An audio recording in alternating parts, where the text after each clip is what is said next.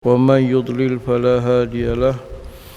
أشهد أن لا إله إلا الله الملك الحق المبين، وأشهد أن محمدا عبده ورسوله الصادق الوعد الأمين، صلوات الله وسلامه عليه وعلى آله وأصحابه وأزواجه وذرياته ومن تبعه بإحسان إلى يوم الدين. سبحانك لا علم لنا إلا ما علمتنا إنك أنت العليم الحكيم. اللهم ربنا اشرح لنا صدورنا ويسر لنا أمورنا واحلل عقدة من ألسنتنا يفقه أقوالنا. اللهم افتح بيننا وبين قومنا بالحق وأنت خير الفاتحين. اللهم اجعلنا من الذين يستمعون القول فيتبعون أحسنه. ربنا يسر لنا ولا تعسر وتمم لنا يا ربنا بالخير amin ya rabbal alamin. Amma ba'd. Alhamdulillah, syukur kehadirat Allah Subhanahu wa taala dengan izin, rahmat, inayah dan riayah Allah Subhanahu wa taala untuk kesekian kalinya kita diberi nikmat sehingga kita dapat sama-sama berada dalam rumah Allah Subhanahu wa taala pada ketika dan saat ini. Syukur kita sama-sama dapat menunaikan solat berjemaah bersama, berzikir dan berdoa bersama. Dan seterusnya, syukur juga pada Allah Subhanahu wa taala dengan nikmat peluang Allah taala bagi kita sama-sama dapat berada dalam majlis ilmu. Semoga peluang dan ruang sedemikian Allah Ta'ala akan terus permudahkan kita, menjadikan kita di kalangan orang yang sentiasa dilapangkan oleh Allah Subhanahu wa Ta'ala dengan waktu dan juga diberi kesihatan yang baik hingga kita dapat bersama-sama dalam majlis ilmu. Tak lain tak bukan kita nak mencari ilmu ni, mencari keredaan Allah Subhanahu wa Ta'ala melalui memantapkan lagi pengetahuan kita tentang agama kita, supaya kita dapat beramal berdasarkan ilmu, supaya kita lebih selesa, lebih yakin, lebih puas menepati sebagaimana yang dikehendaki oleh Allah dan juga Rasulnya. Moga-moga Allah Ta'ala bantu kita, mudahkan segala urusan kita insya-Allah. Tuan-tuan dan juga puan-puan rahimakumullah, menyambung perbincangan kita di dalam kitab Al-Azkar yang disusun oleh Imam An-Nawawi rahimahullahu taala. Kita masih membincangkan sekitar tajuk berhubung dengan niat. Masih perbincangan berkaitan dengan niat ni panjang. Sebab nak memastikan kita punya hala tuju kita, matlamat kita tu ada. Bahaya bagi seseorang tu kalau dalam hidup dia tak ada matlamat, tak ada hala tuju. Kalau orang gila, orang tak ada akal, tak apalah, dia dah terkeluar dah daripada hukum taklifi dia dah. Tapi bagi kita yang sihat sejahtera, yang dah baligh ni, maka tergolong kita di kalangan mukallaf yang tergantung dengan tanggungjawab untuk mentaati segala perintah Allah Subhanahu wa taala. Nak memastikan gerak kerja kita, cara kita buat, terutamanya dalam mentaati Allah Subhanahu wa taala, tak kiralah taat dalam bentuk kita buat amal ibadah ataupun kita membuat amal kebajikan, memastikan apa yang kita buat tu tepat sebagaimana Allah Ta'ala dan juga Rasul dia nak. Itu bergantung pada niat. Sebab tu bila sebut tentang niat juga, kita tak boleh nak teka tentang orang. Macam kita duk tuduh orang lah kan, bila seseorang tu kahwin, orang yang bukan Islam masuk Islam, nak kahwin dengan orang perempuan hak Islam ni, kita mula melemparkan tuduhan-tuduhan yang tak betul. Datang ni sebab nak menikah. Niat tu Tuhan saja tahu. Serah pada Allah Subhanahu wa taala, cukup dia nak melafazkan nak masuk Islam, cukup, selesai apa yang zahirnya. Samalah kita bukan Allah Taala suruh baca tentang niat orang. sehingga kita boleh meneka-neka. Sampai ada orang dia tengok rupa, dia kata tengok cara jalan, dia tahu dah niat tak betul lah, itulah ini. Elakkan perkara tersebut. Sebagaimana disebut oleh Allahumma salli ala sayyidina Muhammad, guru saya Habib Umar, dia kata apa? Manusia sekarang ni sibuk duk bersembang tentang hal orang sehingga dia lupa tentang diri dia. Sedangkan kalau orang yang dia sembang tu memang buat kesalahan yang besar, sebenarnya kesalahan dia yang dia cuba nak padam, yang dia tak tengok tu walaupun kecil, sebenarnya besar di sisi Allah Subhanahu wa taala. Jadi jangan kita sibuk. Kalaulah kita rasa dengan sembang tentang orang tu boleh menyebabkan orang tu jadi bagus, dia termasuk dalam usaha kita nak didik orang tu, silakan. Tapi kalau hanya nak sembang, nak bagi gelak ketawa, nak bagi isi masa lapang, nak seronok-seronok, tak usah sembang. Sembang tentang diri sendiri. Lebih bagus lagi tentang kelemahan kita, keburukan kita. Jangan sembang tentang kehebatan kita. Sembang tentang buruk kita ni. Muhasabah diri kita. Ini nak masuk Muharram lah kan. Hari di mana kita ghalibnya kita macam itulah, bila masuk tahun baru kita nak memperbaharui kita punya azam kita lah, apa semua. Ikutlah. Baik. Fasal yang seterusnya, Allah Subhanahu wa taala berfirman, ni rasa dah tengok dah ni. Tak apa kalau terulang pun tak apa. A'udzubillahi minasyaitonirrajim. Innal muslimina wal muslimat wal mu'minina wal mu'minat wal qanitina wal qanitat was sadiqina was sadiqat was sabirina was sabirat wal khashi'ina wal khashi'at wal mutasaddiqina wal mutasaddiqat was saimina was saimat wal hafizina furujahum wal hafizat والذاكرين الله كثيرا والذاكرات أعد الله لهم مغفرة وأجرا عظيما.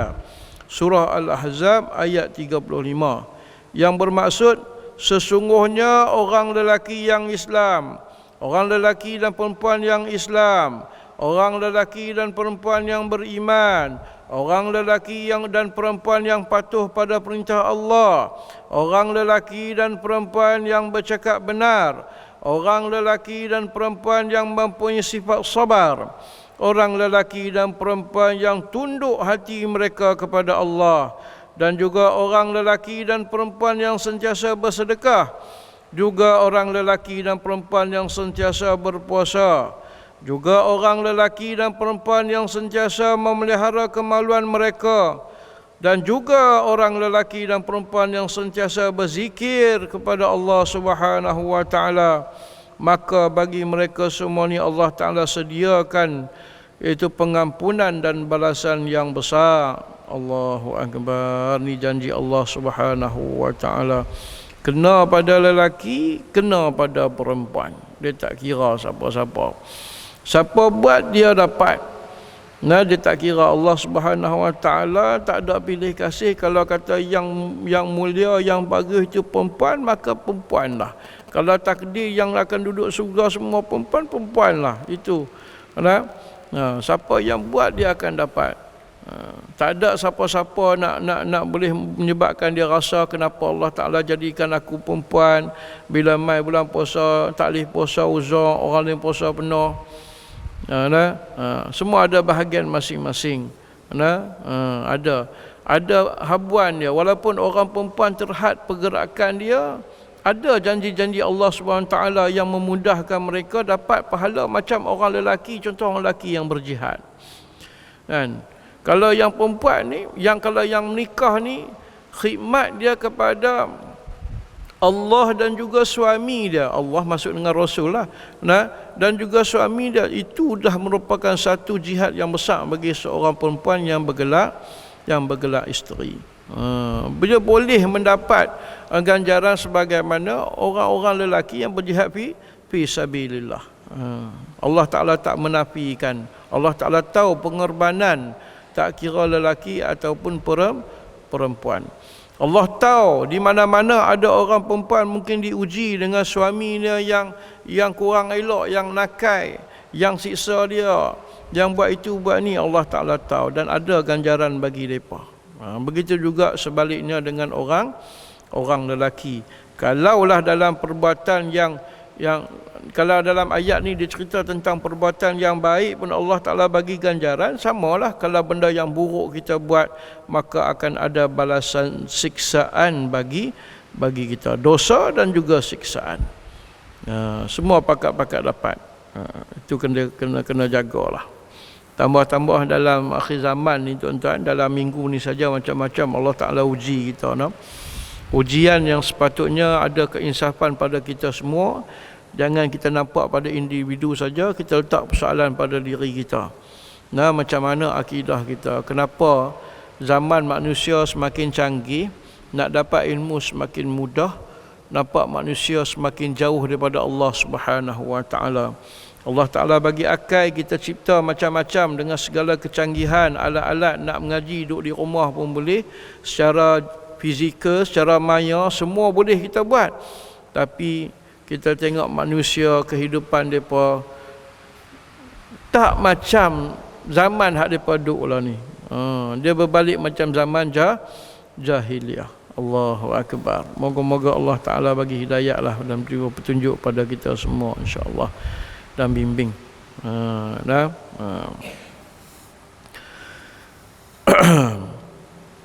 Kata qala al-musannif rahimahullahu taala, kata Imam Nawawi rahimahullahu taala, dan kami meriwayatkan daripada Abu Hurairah radhiyallahu taala anhu bahwasanya Rasulullah sallallahu alaihi wasallam bersabda, sabaqal mufarridun. Qalu wa mal mufarriduna ya Rasulullah?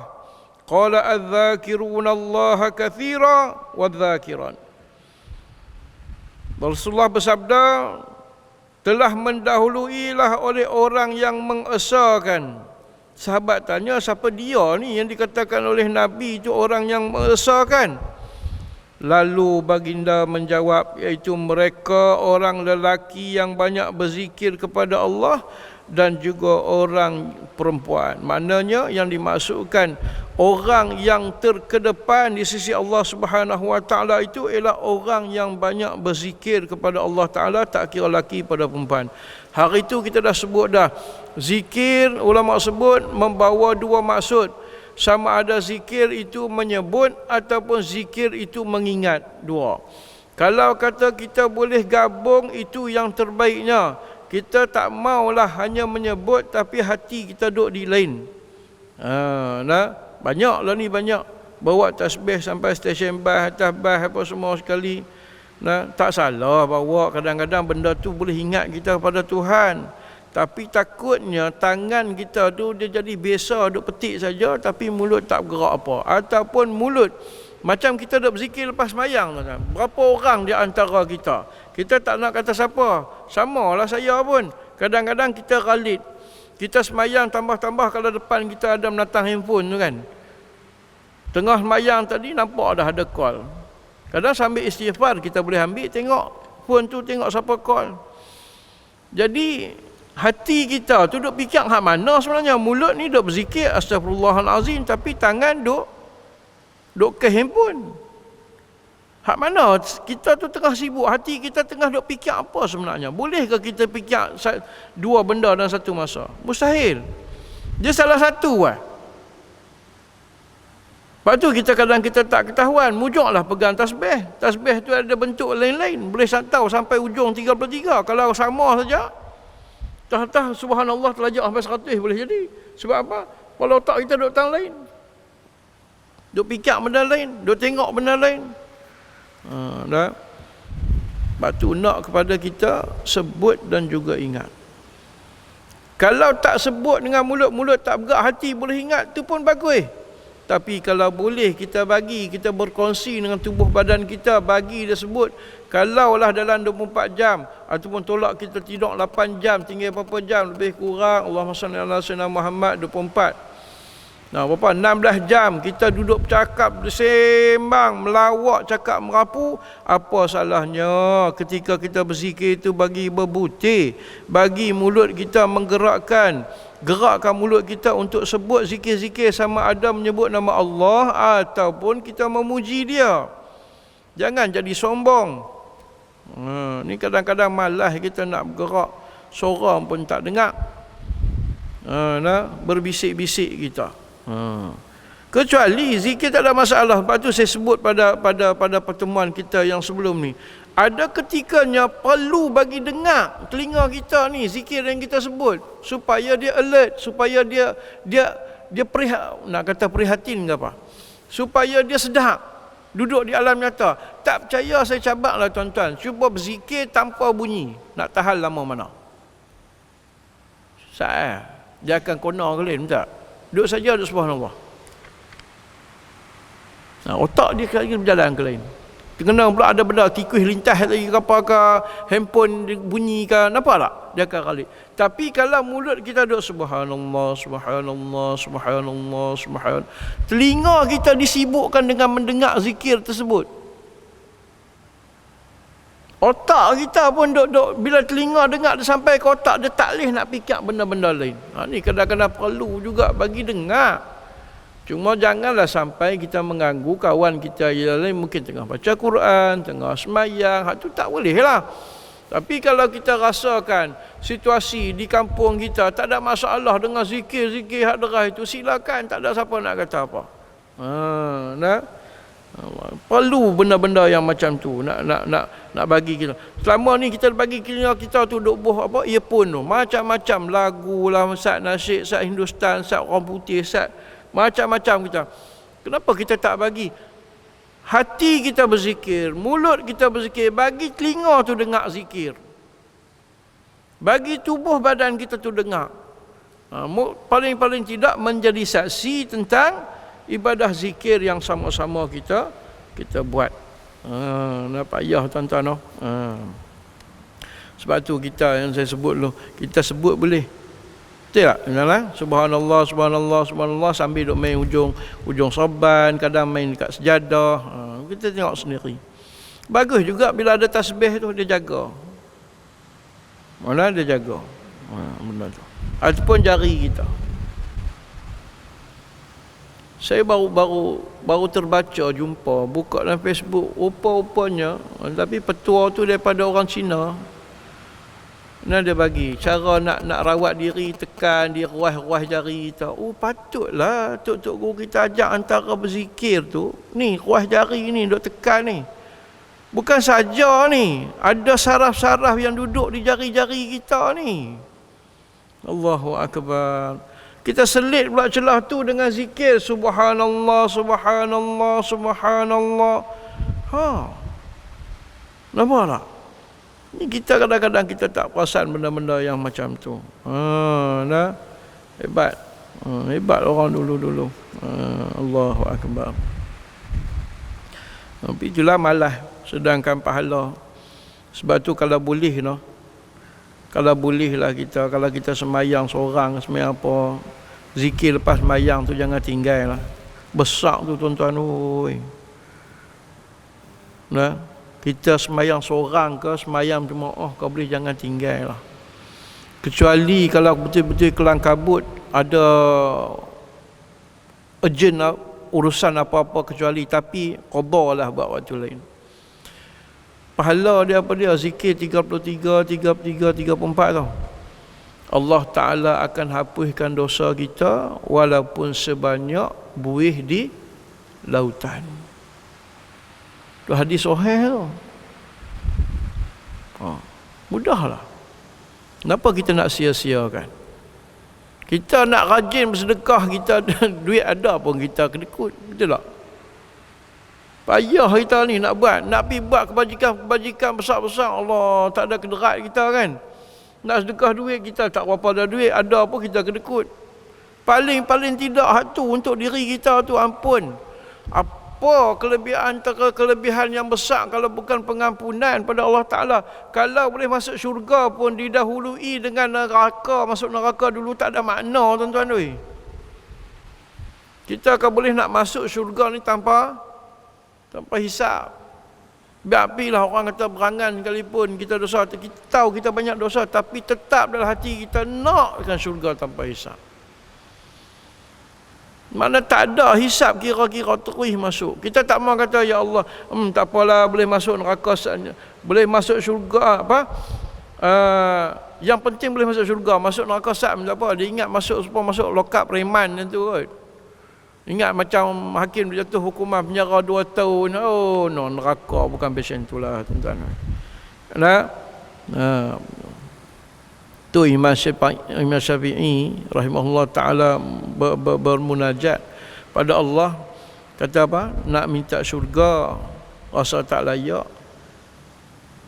Kalau Tuhan nak campak dalam neraka, dia kata tak sanggup ya Allah. Tu Imam Syafi'i kita hak boleh jadi confirm makan masuk dulu situ tu. Boleh buat tak kisah. Tu kita dak berzikir lepas bayang. Antara yang dianjur pada kita, semayang subuh dan semayang maghrib yang tinggal, zikir apa? Minta jauh daripada neraka. Allahumma ajirni minan nar. Nak baca ajirna minan nar boleh, nak baca ajirni minan nar pun boleh, tak ada masalah. Hadis ajirni minan nar, kalau kita nak baca ramai-ramai ajirna minan nar pun boleh, tak ada masalah apa. Cuba baca dengan bersungguh. Ya Allah, jauhkanlah aku daripada api neraka. Minta sungguh-sungguh. Letak jauh-jauh benda-benda yang kita, barang-barang yang boleh melalaikan kita. Buku kita, majalah kita, handphone kita, tak jauh-jauh, jangan bagi kacau.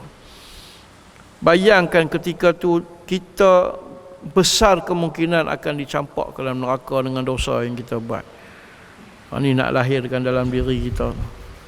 Tapi berapa orang antara kita sama, kadang-kadang saya ni sembang, kadang-kadang dia ralik juga.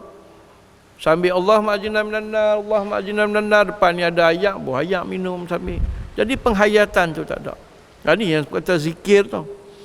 Ya, bukan hanya sebut tapi kena ingat. Barulah sampai dah. Ada, ya kita dah sembang dah pada pertemuan-pertemuan kita yang lalu hari tu ni.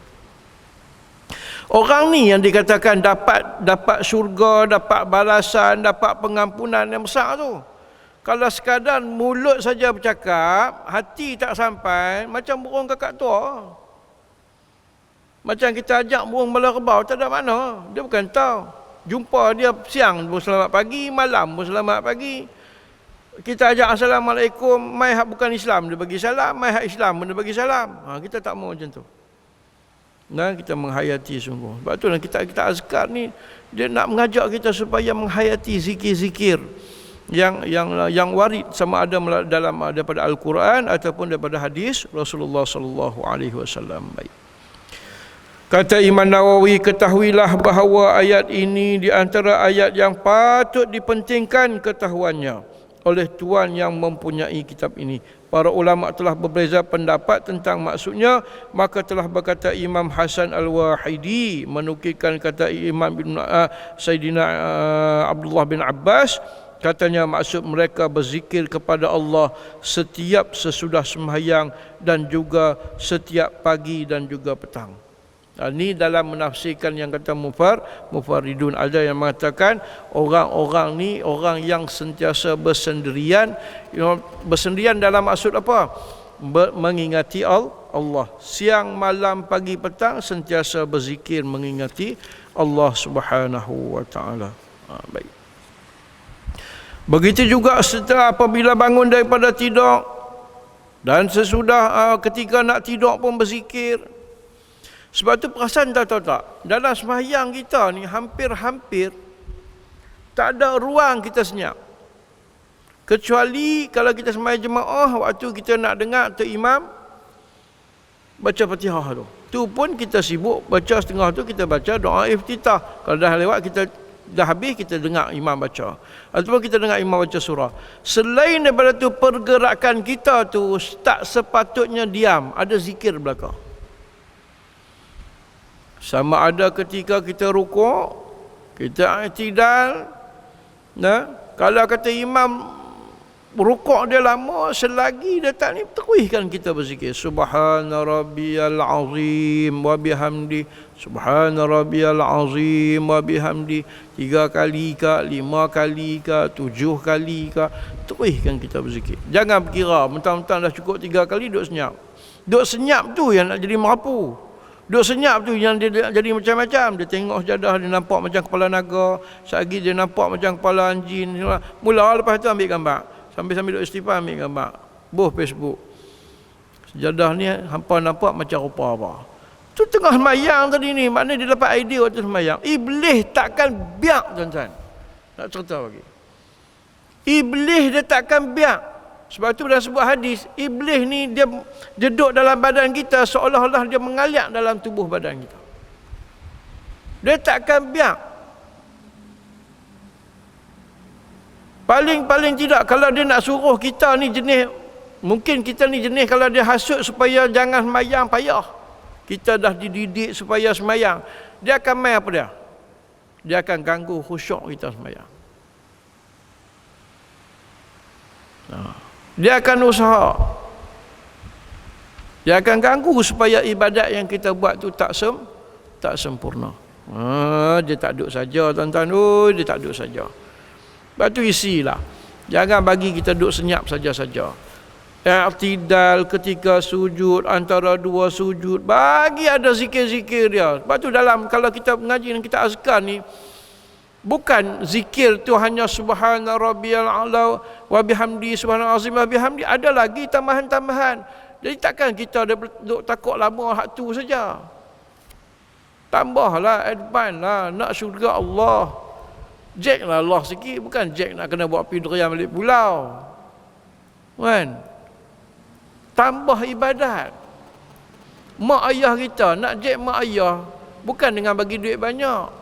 Tapi kita jadi anak soleh, kita balik rumah sekali-sekala, kita duduk menebas rumput keliling rumah, dan tengok pinggan dalam sinki, tolong basuh. Mak rasa sejuk, seronok tengok kita bantu benda tu. Bukan nanti pergi bagi duit 2-3 guni. Kadang tak sempurna juga. Tak balik, tak membantu, bagi duit saja. Tak sempurna juga. Allah Ta'ala, cara kita nak tolong Allah Ta'ala, in tansurullah yansurkum. Tolong Allah. Kita fikir tolong Allah awak, Allah Ta'ala lemah kan? Bukan. Nah, kita tolong Allah tu tolong kita. Nah, Allah Ta'ala tak ada apa. Kita tak mahu semayang, dia duduk gagah situ, duduk hebat situ. Tak semayang, kubur neraka dia tu. Payah apa? Kan? Semua tak mahu masuk syurga, pakat masuk neraka. Silakan. Dia tak tension lah. Tak ada, dia kata aku lari bajet lah buat syurga, tak ada orang nak duduk, tak ada. Tak ada. Dah hampa pilih neraka lah hampa, duduklah hampa tu. Itu dia. Berkata Imam Mujahid pula, tiada akan terkira orang yang banyak berzikir kepada Allah, baik lelaki maupun perempuan, sehingga ia berzikir kepada Allah dalam keadaan berdiri, duduk dan berbaring. Ni subhanallah. Biasa kan, perhati tu tengok orang tua dulu-dulu nak bangun Allahu Akbar kan, ada kan tuk-tuk kita nak duduk pun Allahu Akbar, la ilaha illallah, ada saja zikir, tak kira lah apa pun dia nak isi juga. Baru ni ada orang sebut berkaitan dengan apa, Ustaz saya tak dah dengar Ustaz Husam anak Datuk Barulim sembang tentang salam selawat tu kan. Kadang ada orang yang tak setuju. Daripada dok merapu bersalam-salam, oi lama dia nak jadi lara bersembang benda-benda ni. Mulakan dengan selawat. Bila kita selawat cara tak langsung orang tu akan berselawat. Hidupkan selawat ni bukan pahala dia tu Allahu Akbar. Kalau nak cerita tentang ni seminggu tak habis tuan-tuan oi. Terlalu banyak. Batu yang Allah Ta'ala dan juga para yang Tok Bilal dia ulang dalam sembahyang Jumaat tu. Allah dan juga para malaikat berselawat pada Nabi dan seru pada kita. Ada sebab tu. Bukan kata selawat pada Nabi itu nak suruh Nabi hebat dah. Sebalik tu untuk kita. Kita dapat. Kita selawat pada Nabi tapi kita yang dapat. Paling besar kita dapat apa? Allah selawat pada kita balik. Maksud selawat pada Allah Ta'ala apa? Curahan rahmat. Allah curah rahmat tu luas macam Allah mudahkan kita, ampunkan dosa, naikkan darjat. Tu kalau menghayati sungguh-sungguh selawat pada Nabi. Bukan benda ringan, bukan benda ringan. Bukan benda ringan. Di sebalik tu. Kalau tidak Nabi Allah Ta'ala tak rakamkan, seolah-olah Allah Ta'ala menukilkan kata-kata Rasulullah SAW dalam Quran, yang mana Allah Ta'ala berfirman, Qul in kuntum tuhibbunallah fattabi'uni yuhibbukumullah wa yaghfir lakum. Kalau cinta Allah, buat apa? Ikut aku. Kalau dalam bahasa ikut aku tu kita kata, oi Nabi Muhammad kemas suruh ikut dia pula. Dia suruh kita ikut dia sebab kelebihan. Bukan dia suruh ikut dia tu untuk dia, untuk kita. Kelebihan tu tengok belakang tu apa?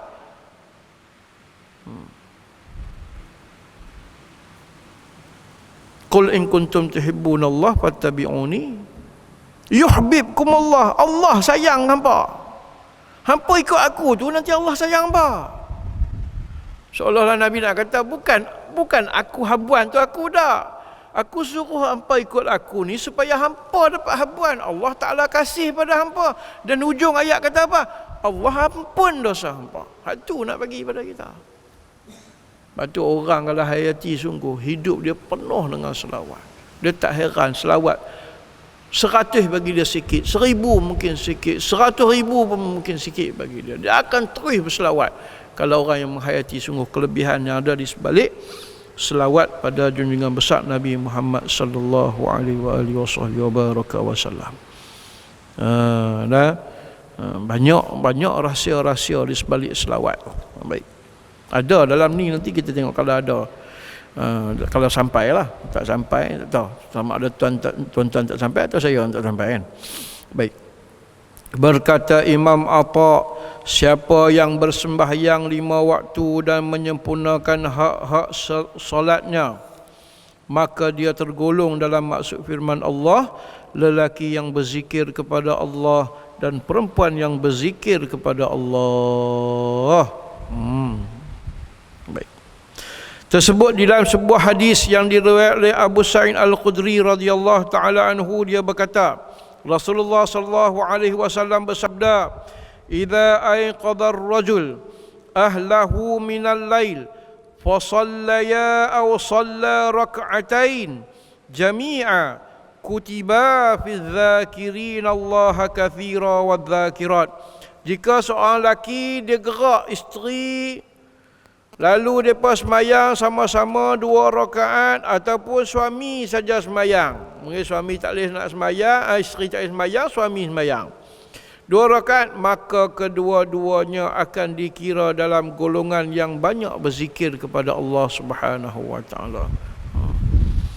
Jadi faham maksud zikir tu kan? Benda yang boleh ingat kita kepada Allah.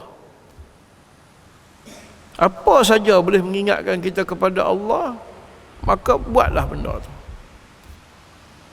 Usaha cari benda tu. Benda yang boleh menyebabkan kita ni tak buat benda-benda yang sia-sia, apatah lagi benda-benda yang haram, termasuklah benda yang makruh. Kalau kita buat benda tu, maka kita takkan buat benda-benda haram. Contoh apa? Pakai kepiah. Kita mudah tengok orang, kadang-kadang bila muda nak pakai kepiah selalu pun segan. Nah, kita rasa tua. Ada orang kata dia rasa tua, rasa minta maaf cakap tuan-tuan. Kadang-kadang menatang kepiah ni, menatang kepiah pula dah. Kepiah ni kadang-kadang boleh jadi penghalang juga kita nak buat, nak tengok orang kalau lelaki nak tengok orang perempuan pun kita, Allah, kepiah di atas kepala. Setidak-tidak habis-habis iman lah kita kata. Tu dah kira bagus sangat-sangat dah tu. Lepas tu yang saya kata tadi, kalau ada benda yang boleh menyebabkan kita tak buat, kita lakukan perkara tersebut boleh menghindarkan kita daripada benda-benda yang mungkar, silakan. Buatlah benda tu. Berzikir ke apa ke. Bukan aku ni pakai macam ni nak tunjuk kata aku alim, aku lebih Islam pada orang. Tapi bila aku pakai macam ni, aku takut nak buat benda-benda maksiat. Aku iman dia duduk tera tu. Lainlah kalau iman orang yang ada sifat ihsan ni kan. Kita tera tu tuan-tuan, iman kita duduk di pakaian lagi. Dari benda-benda yang zahir, yang fizikal lagi. Tak apalah, buatlah. Selagi benda tu boleh mencegah kita daripada buat benda-benda yang mungkar, silakan. Sebab kita nak sampai tahap ihsan, anta'budallah ka'annaka tarahu tu, Allahu Akbar. Nak tarahu lagu mana tuan-tuan? Kalau mata kita ni macam-macam kita tengok, hati kita macam-macam kita fikir. Nah, bangkit-bangkitlah, dah belik, dah sibuk kita risau dengan dunia kita.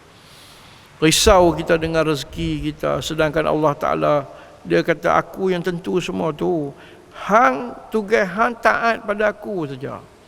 Tak ada siapa pun makan rezeki hang pun tak makan rezeki orang. Yang kita makan selama ni rezeki yang memang Allah Ta'ala dah tentu kepada kita. Tak ada tak apa pun sailang siapa.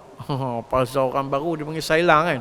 Nah, tak ada siapa pun pangkah siapa. Itu rezeki yang Allah Ta'ala dah catat bagi kita.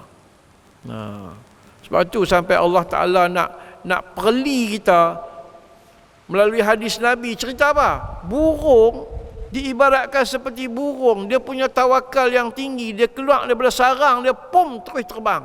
Dengan begitu yakin pergi cari rezeki. Kita yang segak, rupa parah, pakai baju, pakai kain, pakai seluar, pakai segalanya hebat dengan minyak wangi mahal apa semua, boleh duduk melengung, tak tahu nak cari kerja, tak tahu nak retiak. Nampak tak? Ayam kadang-kadang tu, ibu ayam bawa anak 10, 20 ayam sekali telur, tahu lah mana ada 2 biji kan. Kadang-kadang 20, 15 biji menetas semua. Pernah tengok ibu ayam duduk dekat reban ayam, duduk pikir nak pergi ke hitam mana? Tak ada. Silap-silap hari tu kita tengok tempat yang dia kes, tempat kemarin dia dah kes, dah pergi kes lagi. Yakin dia kepada Allah SWT bahawa ada rezeki dia di situ. Kenapa Allah Ta'ala buat perumpamaan? Nak suruh kita ni fikirlah. Kita ni lebih pada semua benda-benda tu. Sepatutnya kita berfikir dengan elok. Kalau sampai Allah Ta'ala perli kita dengan binatang macam tu, Allahu Akbar, kita nak kata lah tuan-tuan. Dunia ni tak sampai kepada darurat kita sampai nak buat benda-benda yang mungkar untuk sebagai tapak untuk kita mencari rezeki. Tambah di bumi negara kita Malaysia ni telah lagi tuan-tuan, rajin saja. Rajin saja insya-Allah. Itu dia. Baik.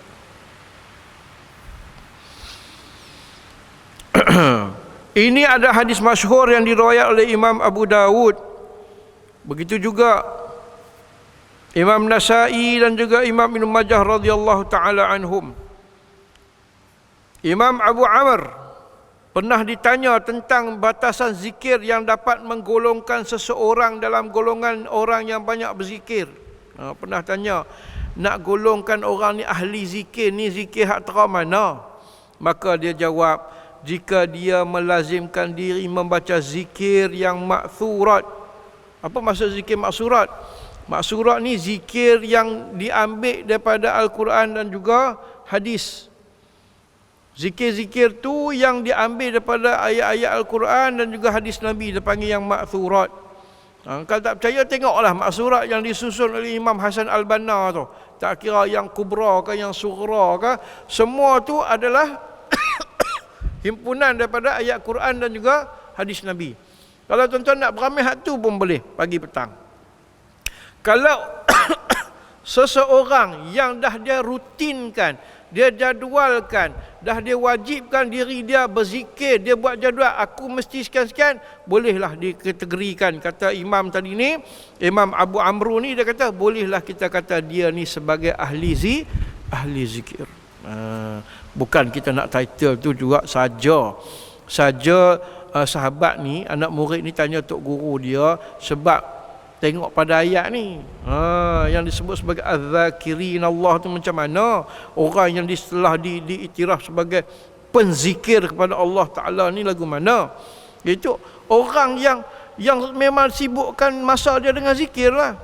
Kalau orang tu duk main bola, sekali-sekala, seminggu pun sekali, ada kita kata dia pemain bola. Bila sebut pemain bola ni memang kerja dia duk main bola. Betul tak? Betul orang panggil pemain bola. Jadi nak panggil orang ni orang yang penzikir, ahli zikir, mestilah dia ni memang sibukkan diri dia, mana dia kerap, dia rajin duk berzikir. Siang, malam, pagi, petang, duduk, terlentang, berdiri, baring, sentiasa berzikir kepada Allah Subhanahu wa Ta'ala. Baik. Fasal yang seterusnya, para ulama bersepakat. Berapa minit lagi lah? Insya saya pun ada dalam atas itu tak tunjuk. Dalam berapa minit ni? Fasal yang seterusnya, para ulama bersepakat. Kata musannaf, iaitu membolehkan berzikir dengan hati dan lisan bagi orang yang berhadas kecil dan berhadas besar. Boleh nak berzikir dengan hati, boleh juga dengan lisan. Lisan tu apa? Dengan lidah. Ni nahabaknya. Ni dia sebut juga.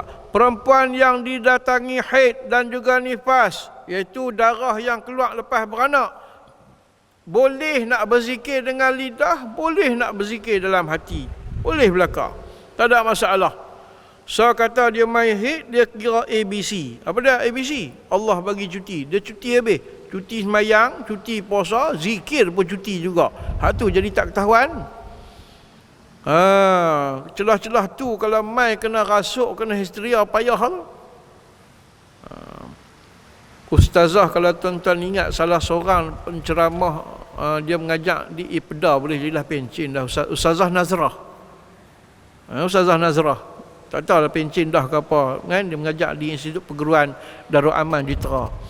Idea dia cantik.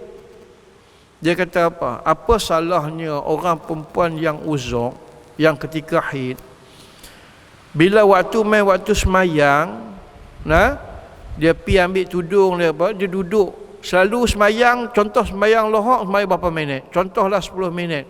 Jadi dia isi ganti semayang tadi dengan berzikir selama 10 minit. Tak apalah kalau 10 minit rasa lama, 7 minit, 5 minit. Tapi cuba dia ganti dengan tu. Ni tak, pakai tak ada lah. Dia kira cuti off terus. Tak sepatutnya. Idea tu cukup. Saya tak terlintas dia bagi idea tu. Betul? Betul. Isi. Adapun beli terjemahan Al-Quran, banyaklah ni terjemahan. Kita nak bahasa apa? Seluruh bahasa dunia dah diterjemahkan. Baca, tengok terjemahan. Tak usahlah baca ayat tu, tengok terjemahan tu. Boleh, tak ada masalah. Waktu kita uzur, jangan mengalunkan ayat suci tu, cukuplah. Janganlah cuti habis semua sekali. Berzikir tak, tengok Al-Quran pun tidak. Banyak benda yang boleh kita buat. Benda yang memang kita dah buat dah, semayang 5 waktu. Jadi tempoh tu gunakan, isikan untuk kita berzikir ke, kita nak baca tafsir Al-Quran ke apa ke, tak kira. Dia juga termasuk membaca tafsir Al-Quran ke apa, semua tu merupakan sesuatu yang akan mengingatkan kita kepada Allah Subhanahu wa Ta'ala. Maka dia tergolong juga di dalam erti kata zikir. Yang demikian itu pada bertasbih. Tasbih apa dah? Subhanallah. Bertahmid, alhamdulillah. Bertahlil, la ilaha illallah. Yang duk sebut tahlil, nak azan dah kah? Masuk tu kah?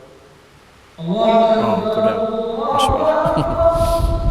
Wallahu subhanahu wa ta'ala alam. InsyaAllah nanti kita sambung pada pertemuan kita yang akan datang, insyaAllah.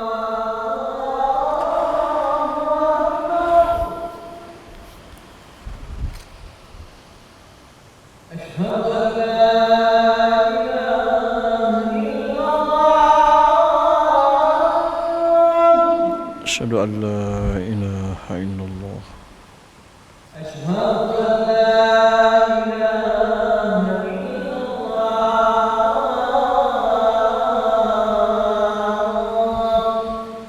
أشهد أن لا إله إلا الله أشهد أن محمد رسول الله أشهد أن محمد رسول الله صلى الله عليه وسلم أشهد أن محمد رسول الله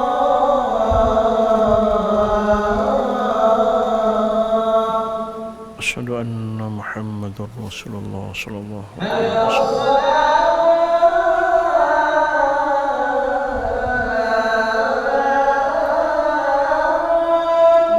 لا حول ولا قوة إلا بالله حي على الصلاة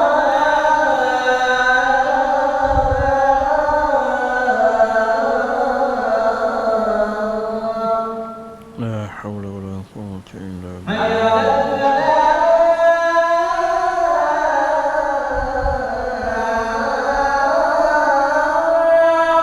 لا حول ولا قوة إلا بالله حي على الفلاح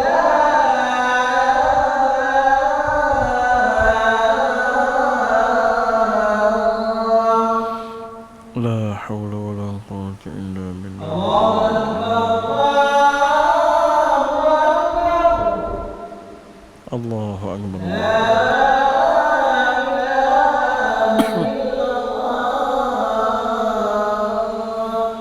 لا إله إلا الله سيدنا محمد صلى الله عليه وسلم اللهم رب العالمين والشرف والدرجة من عجلة وبعث مقام إنك